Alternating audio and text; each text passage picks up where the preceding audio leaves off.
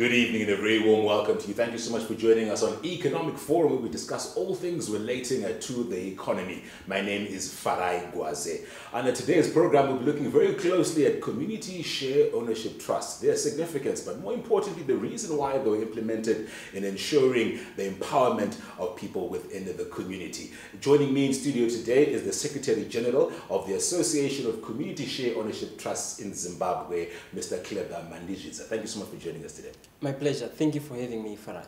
Feel free to also be part of the discussion. Get a hold of us on our WhatsApp platform. That's 0719 104 744 or 0774 502 443.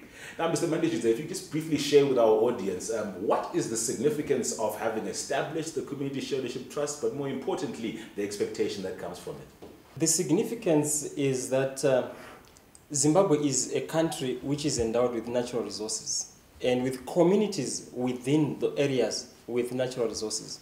So the concept and the idea is that communities should benefit from resources within their areas. So it is government's way of ensuring that the inhabitants of communities rich in minerals are benefiting from resources within their areas. Okay, now the Indigenization and Economic Empowerment Act being a clear footstool upon which the Community Share Ownership Trust managed to find its way. Briefly tell us a bit about its relation to the Act, but more importantly, its access to the people of Zimbabwe.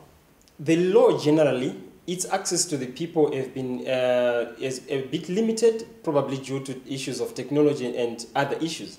But the Indigenization Act tried, by all means, government tried, even though it did not make much progress and success as would have been anticipated and expected by the communities.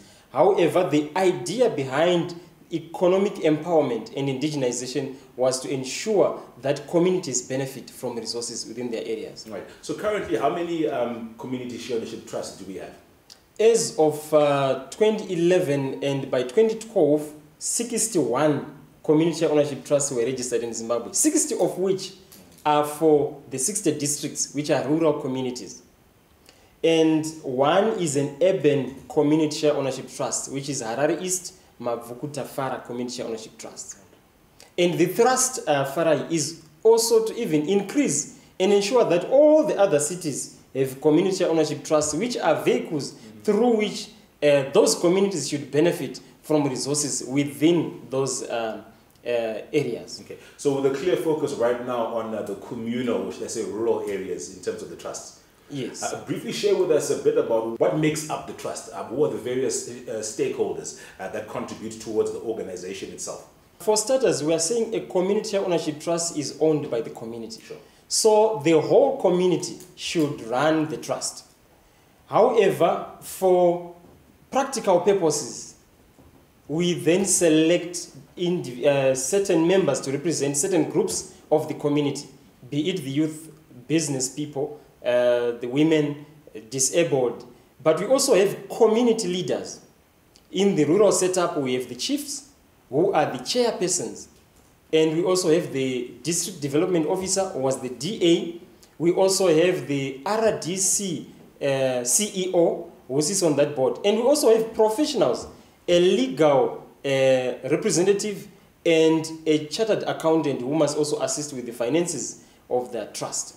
Okay. Now, also appreciating the fact that the Community Share Ownership Trust must involve various individuals within the community. Any measures being put in place to also include those who are marginalized within the community, that being women and young children?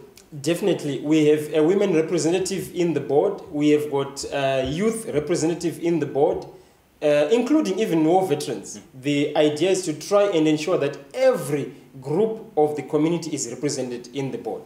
Okay. Now, also looking at effectiveness of the Community Share Ownership Trust, you did speak very clearly that they are owned by the community. Yes. However, the concern, or should I say the issue that gets raised is how then are they capitalized? Yes. On capitalization of community share ownership trusts, the idea was to say the resources within their areas, they should benefit. So government then approached the private sector, which were defined as qualifying businesses. Those businesses that were exploiting resources, natural resources within a certain area, they were supposed to seed, or they are required to seed capital into the community, which is a way of plowing back into the community. But this is differentiated from corporate social responsibility, Right. where we are saying, look, the community are stakeholders. And this was also look into the shared value concept, where we say, this is the community who are your clients. This is the community naturally endowed with natural resources. They also need a fair share of the God-given natural resources, which are within their areas. Right. So are private companies implored to a degree to offer some level of equity to community share ownership trust? And if so, how much equity is given? Ideally, a minimum of 10% was required to be seeded into the community share ownership trusts. However, we had certain legislative weaknesses in that the law did not compel. The law, someone would say the law did not bite. If someone did not comply, then there was no punishment. Or so it was not really enforceable at law, even though it was the desired position. It was the recommended position. And this is why most community ownership trusts were then not capitalized, because the law did not compel. Right. So there was a recommendation as opposed to the enforcement. Exactly. Would you say that that is what has contributed towards some of the challenges in terms of resource capacitation that the community share ownership trusts have had? Most definitely, Farai, because about 128 million US dollars were pledged by the corporate sector, and only about 45 million was actually paid. Which is about 35% of what was initially pledged. You see, when the corporate is pledging, they are not mincing their words. It means they've got the capacity to do it. But when it came to performance, they performed at 35%, which shows that there was no enforcement mechanism. It was only those who were willing, who felt morally obliged to pay. But legally, there was no requirement or punitive measure which could be taken for failure to comply. All right, we'll take a short break and be right back with more Economic Forum right here on ZBC. Stay tuned.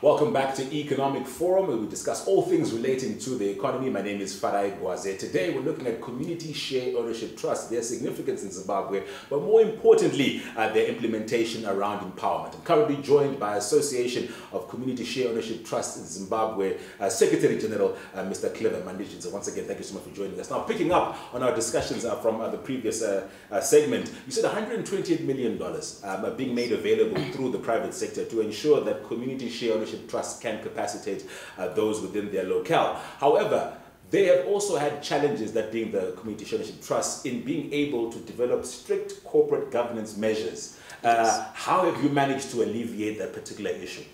Yes, we said 128 million pledged and 45 million actually paid. Now, with the 45 million actually paid, indeed there were a number of corporate governance issues. Like I said, the board of trustees is constituted by community members and only 2 professionals. That indeed gave a bit of corporate governance issues. But Silvera House actually managed to come in. They came in and managed to do workshops on issues to do with corporate governance. So briefly tell us a bit about your relationship with Silvera House and how that works towards meeting corporate governance. Silvera House, they've managed to do workshops with community ownership trusts, with all the boards of trusts. And after those workshops, we have seen a great improvement, which can be summed up by audits. All community ownership trusts that are operational are being audited, and they've produced audited financial statements. Okay. Looking at some of the positions that the Silvera House has brought forward with regards to organizational structure, concerns have been raised around organizational structure within the CSOTs, access of the marginalized community in terms of decision making, poor allocation of resources within the funds that have been allocated. Those seem to be very key concerns that have come up. One would assume that at least some sort of measure of recourse has been put in by the association. Briefly tell us a bit about that. We have introduced what are called community needs assessments. So whenever there is a disbursement of fund or capitalization of a trust, the trust will then go into the community and inquire from members of the community and identify their needs and then prioritize those needs.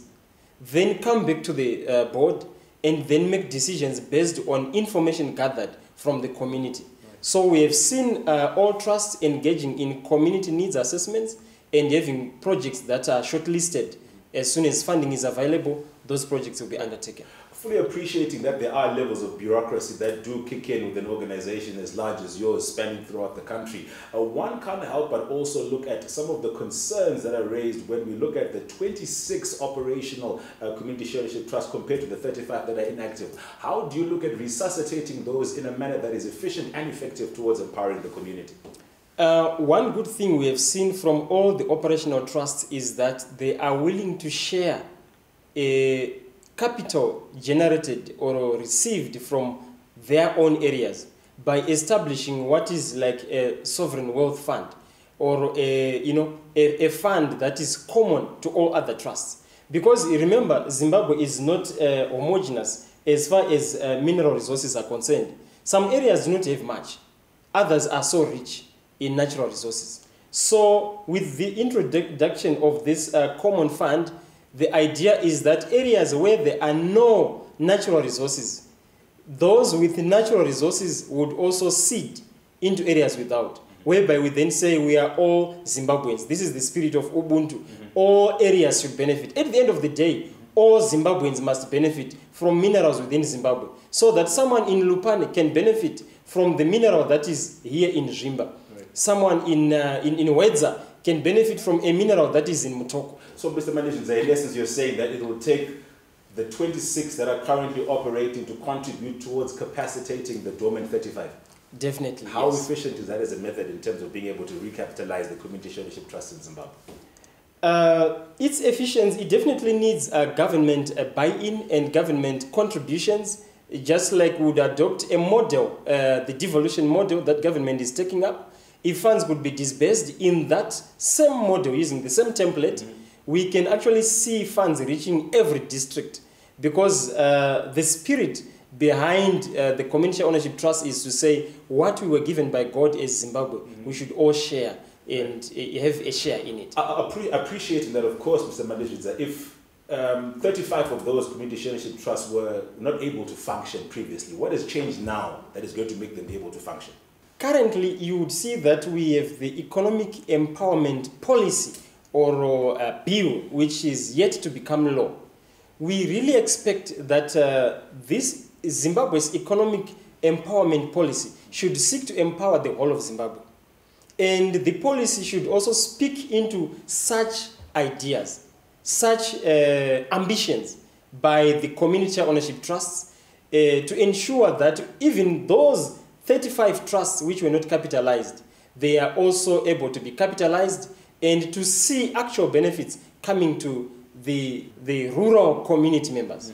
Okay. Now, accepting that, of course, there is a degree of compliancy that the community shareholdership trusts have implored. I think you spoke about the wealth fund that would be able to exceed and seed to others. What about the concern of corporate governance? It seems as though that the private sector doesn't necessarily feel compelled, I think as you put it very eloquently, to be able to contribute towards the shareholdership trust without having stringent measures of corporate governance. Very briefly before we take a break. Yes, issues of corporate governance, they are indispensable. Community ownership trusts need to be accountable, and we have done this through workshops assisted by Silvera House, and we expect more players to come in, capacitate, try and educate the board of trustees to run public funds properly, and this can be done. We have seen now financial accounts are being produced by every operational trust. Right. Now, also acknowledging that we have made significant steps in being able to resuscitate the corporate, the community share ownership trust. One concern that does come up there is the implementation or allocation, rather, of adequate resources. How adequately capacitated are the share ownership trusts to be able to resource their various communities? Currently, they are not capacitated. Why? Because the private sector was not able to actually then fulfill their pledges. But we are saying the new Economic Empowerment Act, which is yet to come, must enhance or ensure that such pledges are now actually paid, or that the private sector capitalizes trusts.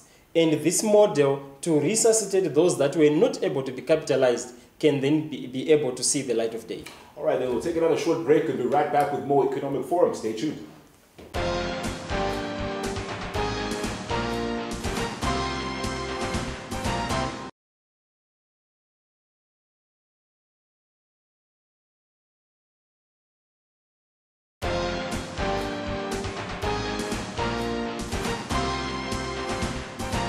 Welcome back to this final segment of our Economic Forum, where we touch on all things relating to the economy. My name is Gwaze, and today we're looking at community share ownership trusts, more importantly, their implementation and significance in empowering the people of Zimbabwe. I'm currently joined by Association of Community Share Ownership Trusts in Zimbabwe, Mr. MANDIZVIDZA. A very riveting discussion that we've had so far with regards to the share ownership trust. Now, I want to also acknowledge and understand the role that the private sector has played, if at all a positive one, in supporting community share ownership trusts. Some multinational mining corporations within the areas of Mashonaland West contributing significantly within the Ngezi area there. A few notable others too. But if you could just expand with us, for us rather, on some of the positive engagements that you've had with other corporates. We have seen significant progress and cooperation from a few private sector players, especially in the Mondorongezi Zimba area.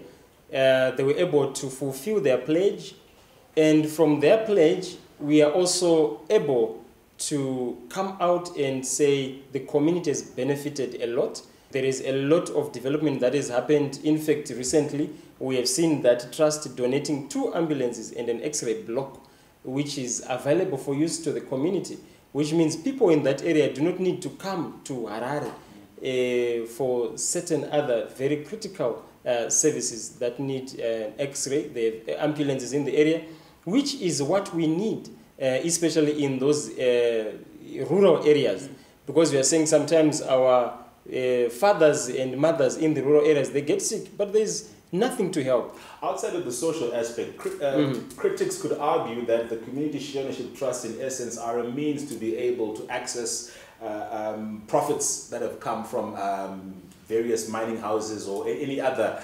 operations in those communities. How then do we justify the benefit that is happening to the community? Who exactly the community is benefiting? What actual programs are you developing within the, or examples rather, within the share ownership trust that are benefiting people currently in the community?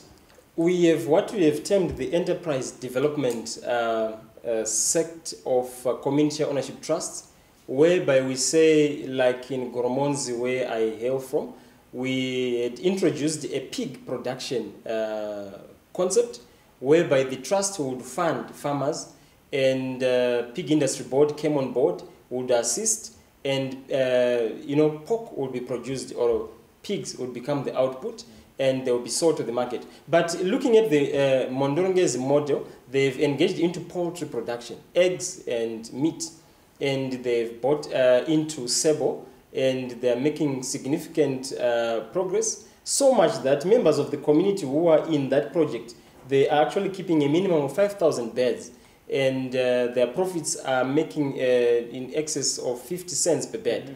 And that is quite significant for someone sitting in a rural setup. Right. It seems as though that there are opportunities from an entrepreneurial point of view for you to scale up if you are part of the community share ownership trust. How then do you manage the profits that come from initiatives that you have allowed others to endeavor into that are entrepreneurial? Looking at this development model, we plow back profits back into the community. So when a trust gets into enterprise development, or realizes significant income, and realizes more money from the money that it had, all the money is plowed back into the community. So we go back again to identify community needs, the needs assessment, we come up with priorities. What is it that our community needs? But by making sure that we introduce the enterprise development, we said, look, we are relying on mineral resources as a mode of capitalization. But mineral resources by nature, they are depletable. They will not replenish once they are depleted. So a time is going to come when it is going to be in the history of Zimbabwe that they used to be minerals. But if we leave our people not empowered and without any entrepreneurial, engagements that they have, it means the community will not be able to benefit anything. Would it be possible that we would finally get to the point where there would no longer be a need for funding to be made available through national all the way to district, when in actual essence the communities themselves will be able to capacitate themselves on their own?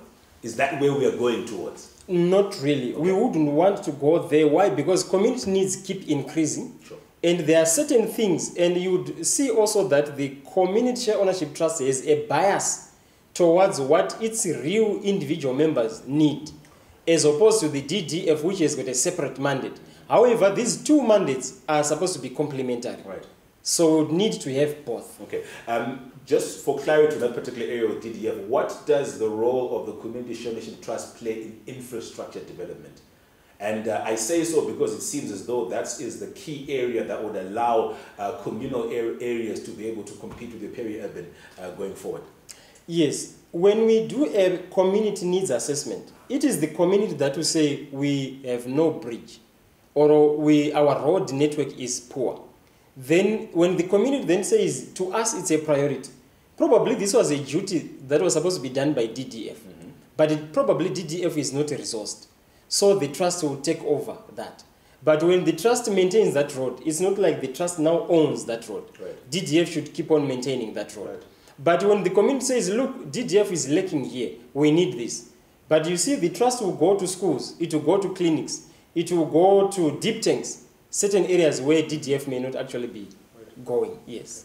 I just do also to come back to the issue of the marginalized and underrepresented. Should there be a concern that may come up from the youth within a specific area? It may be around access to sanitary, good clean water within their school environment. How then does that particular issue get addressed to reaching the share ownership trust, but more importantly being implemented in terms of a measure? We have a number of programs. For example, we said the trust is chaired by a chief, and we had the Zundera Mambo concept, which would also meet the needs of the underprivileged.